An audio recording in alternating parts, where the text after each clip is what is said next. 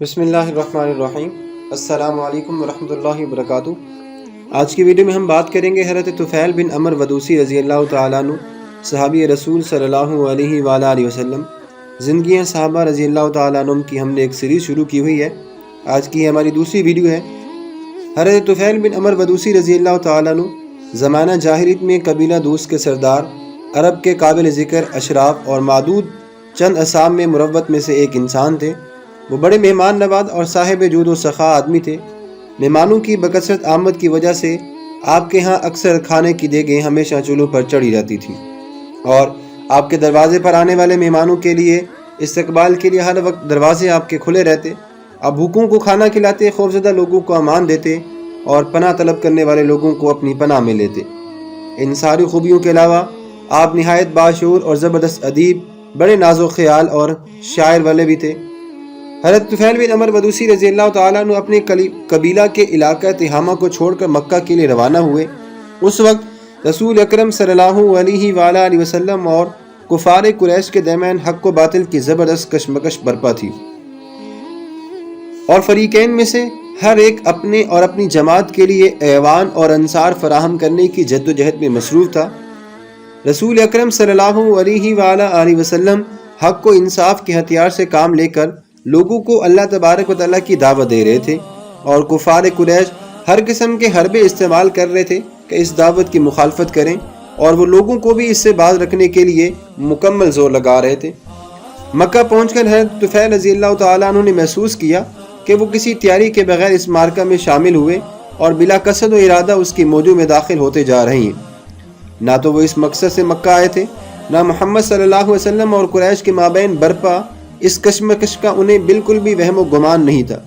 اس وجہ سے اس کشمکش سے وابستہ ان کی ناقابل فراموش اور عجیب و غریب داستانیں سننے سے تعلق رکھتی ہیں۔ حضرت طفیل بن عمر ودوسی رضی اللہ تعالیٰ عنہ اس داستان کو بیان فرماتے ہوئے خود فرماتے ہیں کہ جب میں مکہ پہنچا تو مجھے دیکھتے ہی سرداران قریش میری طرف لپکے، اور انہوں نے بڑی گرم جوشی کے ساتھ میرا استقبال کیا اور مجھے بڑی عزت و تکریم کے ساتھ نوازا۔ پھر ان کے بڑے بڑے سردار اور سربراہ آوردہ لوگ میرے ارد گرد جمع ہو گئے اور مجھ سے کہنے لگے، طفیل تم ہمارے شہر میں آئے ہو، اور یہ شخص جو اپنے آپ کو نبی کہتا ہے، اس نے ہمارا سارا معاملہ خراب کر کے رکھ دیا، اور اس نے ہماری جمعیت کو منتشر اور ہماری جماعت کو پورا گندہ کر دیا ہے۔ ہم لوگوں کو اس بات کا اندیشہ ہے کہ کہیں تم کو اور تمہاری قیادت اور سرداری کو بھی وہی خطرہ لاحق نہ ہو جائے جس سے ہم لوگ دوچار ہیں۔ اس لیے تمہارے حق میں یہی بہتر ہے کہ تم نہ تو اس شخص کی کوئی بات سننا اور نہ اس کی کسی بات پر عمل کرنا، کیونکہ اس کی باتیں بڑی جادو اثر ہیں، اس کی زبان میں بلا کی تاثیر ہے۔ یہ شخص اپنی ان باتوں کے ذریعے سے باپ بیٹے، بھائی بھائی اور شوہر بیوی میں تفریق پیدا کر دیتا ہے۔ حضرت طفیل رضی اللہ تعالیٰ عنہ اپنی کہانی کے اس سلسلے کو آگے بڑھاتے ہوئے وہ مزید لکھتے ہیں، وہ مزید کہتے ہیں، اللہ کی قسم وہ لوگ مجھے مسلسل اس شخص کی عجیب و غریب باتیں سناتے جا رہے تھے، اور اس کے حیرت انگیز کارناموں سے میری ذات اور میری قوم کے متعلق مجھ کو خوف زدہ کرتے رہے، یہاں تک کہ میں نے اس بات کا مکمل اور پکا ارادہ کر لیا کہ میں نہ اس شخص سے کبھی ملوں گا، نہ اس سے کلام کروں گا، نہ اس کی کوئی بات سنوں گا۔ اور جب میں خانہ کعبہ کے طواف اور اس میں رکھے ہوئے ان بتوں سے برکت حاصل کرنے کے لیے مسجد حرام میں گیا، جن کی ہم تعظیم و توقیر کیا کرتے تھے، تو اس خوف سے کہ کہیں محمد صلی اللہ علیہ وآلہ وسلم کی کوئی بات میرے کانوں میں نہ پڑ جائے، میں نے اپنے کانوں میں روئی ٹھونس لی۔ مسجد میں داخل ہوا تو میں نے محمد صلی اللہ علیہ وآلہ وسلم کو کعبہ کے پاس کھڑے ہو کر نماز پڑھنے میں مشغول پایا۔ ان کا طریقہ عبادت ہمارے طریقہ عبادت سے بالکل مختلف تھا۔ وہ منظر مجھے بہت اچھا لگا، اور ان کی عبادت کے اس طریقے کو دیکھ کر میں فرط مسرت سے جھوم اٹھا اور غیر ارادی طور پر بتدریج ان سے قریب ہوتا چلا گیا، یہاں تک کہ میں ان کے بالکل نزدیک پہنچ گیا، اور شاید اللہ کو بھی یہی منظور تھا کہ ان کی زبان سے نکلنے والے الفاظ میرے کانوں تک پہنچے۔ چنانچہ میں نے ان سے ایک بہترین کلام سنا اور اپنے دل میں کہا، طفیل تمہاری ماں تمہارے سوگ میں بیٹھے، تم ایک سمجھدار اور صاحب بصیرت شاعر ہو، کلام کا حسن و قبا تم پر مخفی نہیں، آخر اس شخص کی باتیں سننے میں کیا چیز تمہارے آڑے آ رہی ہے؟ اگر اس کی باتیں اچھی ہوں گی تو قبول کر لینا، اور اگر بری ہوں گی تو انہیں چھوڑ دینا۔ حضرت طفیل رضی اللہ تعالیٰ عنہ کہانی کی اگلی کڑی اس سے جوڑتے ہوئے وہ مزید لکھتے ہیں، یہ سوچ کر میں وہیں پہ رک گیا۔ جب نبی کریم صلی اللہ علیہ وآلہ وسلم نماز سے فارغ ہو کر اپنے گھر کی طرف لوٹے تو میں بھی ان کے پیچھے پیچھے چل پڑا، اور جب وہ گھر میں داخل ہوئے تو میں بھی ان کے پیچھے اندر چلا گیا اور ان سے کہا، اے محمد صلی اللہ علیہ وآلہ وسلم، آپ کی قوم کے لوگوں نے مجھ کو آپ سے دور رکھنے کی ہر ممکن کوشش کی اور آپ کے متعلق مجھ سے ایسی بہت سی باتیں کہیں۔ وہ مسلسل مجھ کو آپ صلی اللہ علیہ وسلم کے دین سے ڈراتے رہے، حتیٰ کہ میں نے آپ صلی اللہ علیہ وسلم کی باتیں نہ سننے کا پکا مکمل ارادہ کر لیا تھا اور اپنے کان روئی سے بند بھی کر لیے تھے تاکہ کہیں سے آپ صلی اللہ علیہ وسلم کی کوئی بات میرے کانوں میں نہ پڑ جائے۔ لیکن یہ اللہ کی مرضی تھی کہ اس نے مجھے آپ صلی اللہ علیہ وسلم کی باتیں سنائی اور وہ مجھے بے حد پسند بھی آئیں۔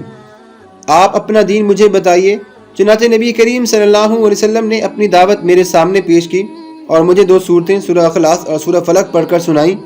اللہ کی قسم، اس سے پہلے میں نے اس کلام سے بہتر کبھی کوئی کلام نہیں سنا تھا، نہ ان کی باتوں سے بہتر کوئی بات دیکھی تھی۔ میں نے اسی وقت اپنا ہاتھ آگے بڑھایا اور کلمہ شہادت پڑھ کر دائرہ اسلام میں داخل ہو گیا۔ زاد المیعاد بحوالہ رحمۃ للعالمین صلی اللہ علیہ وآلہ وسلم، جلد نمبر 1 صفحہ نمبر 112، سیرت النبی صلی اللہ علیہ وسلم، مؤلفہ امام ابن کثیر رحمۃ اللہ علیہ، جلد نمبر 1 صفحہ نمبر 360۔ حضرت طفیل رضی اللہ تعالیٰ عنہ اب داستان کے اس موڑ سے تھوڑا سا آگے بڑھتے ہیں اور وہ کہتے ہیں کہ پھر میں بہت دنوں تک مکہ میں ٹھہرا رہا۔ اس مدت میں نے اسلام کی تعلیمات کو حاصل کیا اور جتنا ممکن ہوا قرآن مجید میں نے حفظ کیا۔ پھر جب میں نے اپنے قبیلے کی طرف لوٹنے کا ارادہ کیا اور تو نبی کریم صلی اللہ علیہ وسلم سے عرض کیا کہ اللہ کے رسول صلی اللہ علیہ وآلہ وسلم، میں اپنی قوم کا سردار ہوں، وہاں میری باتیں مانی بھی جاتی ہیں، اب میں واپس جا کر انہیں اسلام کی دعوت دینا چاہتا ہوں۔ آپ صلی اللہ علیہ وسلم اللہ تبارک و تعالیٰ سے دعا کیجئے کہ وہ مجھے کوئی ایسی نشانی عطا فرما دے جو میری دعوت کے لیے بالکل معاون ثابت ہو۔ تو نبی کریم صلی اللہ علیہ وآلہ وسلم نے دعا کی، اللہم اجعلہ آیتن، اے اللہ طفیل کو کوئی نشانی عطا فرما دے۔ اس کے بعد میں اپنے قبیلے کی طرف چل پڑا، یہاں تک کہ جب میں ان کی بستی کے قریب ایک اونچی جگہ پر پہنچا تو میری دونوں آنکھوں کے درمیان چراغ جیسی ایک روشنی پیدا ہو گئی۔ یہ دیکھ کر میں نے دعا کی کہ اے اللہ اس کو چہرے کے علاوہ کسی دوسری جگہ منتقل کر دے، مجھے اندیشہ ہے کہ لوگ اس کو دیکھ کر سمجھیں گے کہ یہ کوئی سزا ہے جو مجھے اپنے آباء و اجداد کا دین چھوڑنے کے جرم میں ملی ہے۔ تب وہ روشنی وہاں سے منتقل ہو کر میری لاٹھی کے سرے پر آ گئی، اور جب میں پہاڑ کی بلندی سے نیچے اتر رہا تھا تو میری لاٹھی کے سرے پر چمکتی ہوئی وہ روشنی لوگوں کو ایک معلق قندیل کی طرح نظر آ رہی تھی۔ جب نیچے اتر کر اپنے قبیلے میں پہنچا تو میرے والد صاحب جو وہ بہت زیادہ ضعیف ہو چکے تھے میرے پاس آئے۔ میں نے ان سے کہا کہ ابا جان مجھ سے پرے ہٹیے، اب آپ سے میرا کوئی تعلق نہیں رہا، نہ میں آپ کا بیٹا ہوں اور نہ آپ میرے والد۔ بیٹے یہ تم کیا کہہ رہے ہو؟ والد صاحب نے کہا میں مسلمان ہو چکا ہوں اور میں نے محمد صلی اللہ علیہ وسلم کے دین کی پیروی اختیار کر لی ہے۔ بیٹے نے جواب دیا، بیٹے تم نے جو دین اختیار کیا میں بھی اس کو اپناتا ہوں۔ انہوں نے فرمایا تب آپ جا کر پہلے غسل کر لیجئے اور اپنے کپڑے پاک کر کے تشریف لائیے تاکہ میں آپ کو وہ دین سکھا دوں جس کو میں نے خود اختیار کیا ہے۔ میں نے عرض کیا، پھر وہ اٹھے، جا کر غسل کیا اور اپنے کپڑے پاک کر کے میرے پاس آئے۔ میں نے ان کے سامنے اسلام کی دعوت پیش کی اور انہوں نے بخوشی اسے قبول کر لیا۔ پھر میری بیوی میرے پاس آئی، میں نے اس سے بھی یہ کہا کہ مجھ سے دور رہو، اب میرا اور تمہارا کوئی تعلق نہیں، میرے والدین آپ پر فدا ہوں، یہ کیوں؟ اس نے بڑی حیرت سے پوچھا۔ میں نے کہا کہ میں نے نبی کریم صلی اللہ علیہ وسلم کے دین کی پیروی اختیار کر لی ہے۔ اس نے کہا جو دین آپ کا ہے وہی دین میرا بھی ہے۔ تو اس نے بھی یہی کام کیا اور وہ بھی مسلمان ہو گئی۔ پھر اس کے بعد بحوالہ الرحیق المختوم صفحہ نمبر 192 193، سیرت النبی صلی اللہ علیہ وسلم، مؤلف امام ابن کثیر، جلد نمبر 1 صفحہ نمبر 361 اور 362۔ حضرت طفیل بن عمر ودوسی رضی اللہ تعالیٰ عنہ پھر اپنے قبیلہ کے لوگوں کو دعوت اسلام دیتے ہیں، مگر حضرت ابو ہریرہ رضی اللہ تعالیٰ عنہ کے سوا سب نے اس کو قبول کرنے میں دیر کی۔ حضرت طفیل رضی اللہ تعالیٰ عنہ کی دلچسپ کہانی کو ہم نئے موڑ پر لاتے ہیں۔ وہ کہتے ہیں کہ میں ابو ہریرہ رضی اللہ تعالیٰ عنہ کو ساتھ لے کر مکہ آیا۔